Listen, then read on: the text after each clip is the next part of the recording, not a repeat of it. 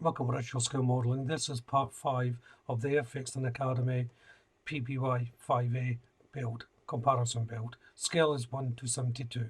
In this part I'm predominantly working on the Airfix kit, and I'll be working on the wings and doing the camouflage. So let's jump into this and see how well I get on.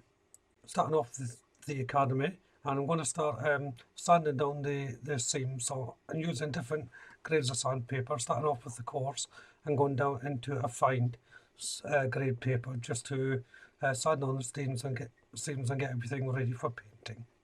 It's the same with the Airfix kit.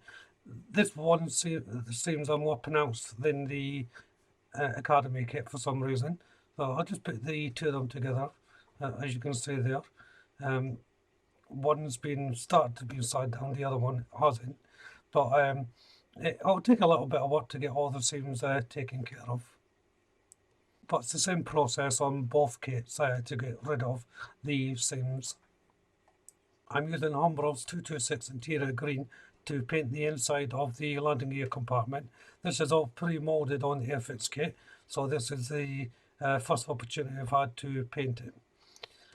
Going on to the landing struts, and this is getting painted in the white colour, which is the Revel Aquacolor 05 white. So just as a reminder, this is still the second page of the Airfix instructions. So just before I go on to the landing gear here, this second page, just pointing out the panel that I'm on. These covers for the landing gear, there's a little bracket to make up. It just pushes on to the actual cover itself. Now obviously, depending on whether you have the landing gear down or not, will dictate how you handle this. They can also be closed up or opened, and I have mine open because obviously I've got the wheels down. There's a ladder here to be painted, and that's Humbrol 154 Insignia yellow that I'm using for this. It's just a straight colour. There's no embellishments needed to be added onto it, and while I've got that paint out, I'm going to be using that as my yellow for the tips of the prop. So it's the same with the Academy one. I'm painting the entire blade yellow before applying the black. So at this stage, everything is getting the first coat of white paint. I did make a slight error on the cowls of the engines here. There should have been a copper band go around them, but I forgot to paint it. I do paint it eventually, but just in case you were wondering why it's all white, it was just a mistake by myself. So the first coat's going down on the main fuselage as well, as you can see. The inside of the covers are painted in Humbrol 226 interior green, and I'm using Revel Aquacolor 08 matte black for the remaining colour on the blades of the prop. For the engines, I used Tamiya's XS56 metallic grey. Now this is actually a mistake on my point. My mind wandered, and for some reason I used this colour. It should have been Humbrol 53 aluminium. I didn't use it. I had it out, but for some reason I didn't use it. So I went slightly off plan there. It's worth noting on the Airfix kit, the plastic connecting the prop is extremely thick, and you have to be very careful when removing it because it can snap the entire prop off. It's a really bad connection point, so older kits are known for this, so just be very careful when you're taking it off. The central part is getting painted Revel Aquacolor 98 silver. So there's a good mix of different brands of colours doing this here. It's not through choice. I would rather keep it all Humbrol, but there's certain colours I don't have, and there's certain colours that just don't work. The making up the props is very similar to the Academy one. This one has a separate locking cap that goes in the centre first of all, and the prop gets pushed in from the front to lock off. Again, like the Academy one, you can add some in if you want it in a fixed position, or don't add some in if you have it in rotating. I'm fixed on mine, hence why I put some into it. Onto the bottom part of the wing, and I'm using Revel Aquacolor 05 white to paint the first coat. Like the Academy one, I'm painting the underside of the wing. The top side is going to have a different colour than the white, so it's more important now to paint the bottom part of the wing now. Plus the fact, once you put everything on, it's going to be difficult to get into. Now, going on to the top part of the wing, I'm using Humbrol's 32 Dark Grey. This is for the camouflage, so two-tone camouflage. I always put the dark colours in first. And I'm just following the basic pattern which is on the paint sheet on the instructions. And for the lighter colour, it's Humbrol 102 Army Green to make up the pattern for the camouflage. So as you can see there, I will need another coat once it dries. And I'm also doing the same process for the flaps and rear wings as well, of course. So at this point, when I noticed I didn't put the copper band around the cowl, it's an easy fix. So I'm just placing the masking tape around the cowl so that I can paint in the new colour. And for this I'm using Rebel Aquacolor 93 Copper. This colour will also go on the inside of the cowl as well. The masking tape is just for the outside though. Next is to put the front wheel on. That just squeezes in between the wheel mount. You can, of course, cement this in place or have it free moving. I often wonder why I have it free moving, really, because as a static model, you're not going to be pushing it around a surface. It's going to be for display purposes only. The next to go on are the covers, and the only location connection point for this is the bracket that I previously placed on, but it does hold quite well and they fit quite nicely. Next is to push the wheel onto the strut. Again, cement is optional here, and once everything is dry, it's just a case of connecting the strut inside the fuselage.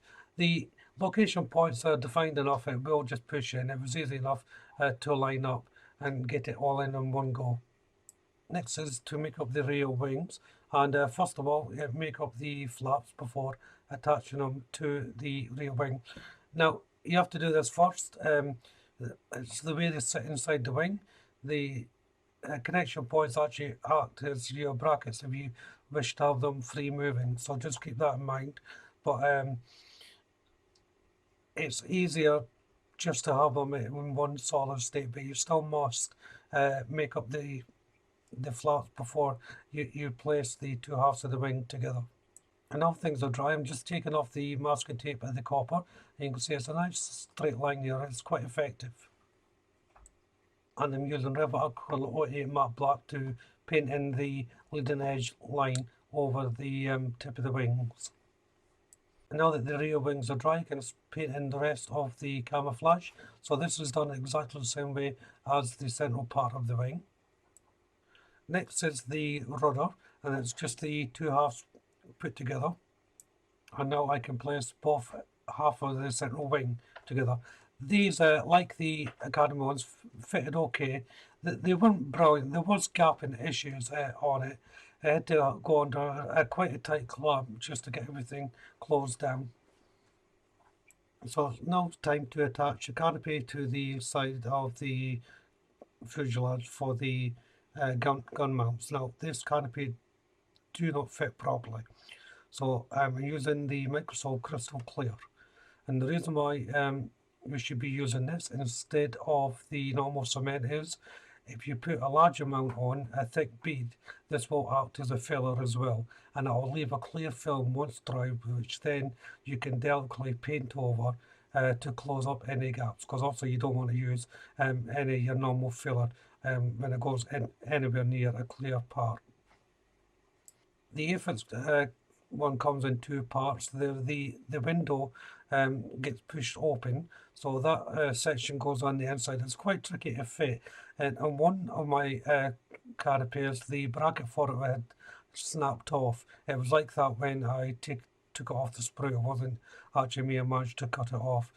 It was just one of those things, but I was going to seal these in a position anyway. I wasn't going to have them moving, so it didn't matter so much. And when I placed these canopies on, I had to push them in quite firmly as well, hold them so that they are not going to pop off because of the gapping issues.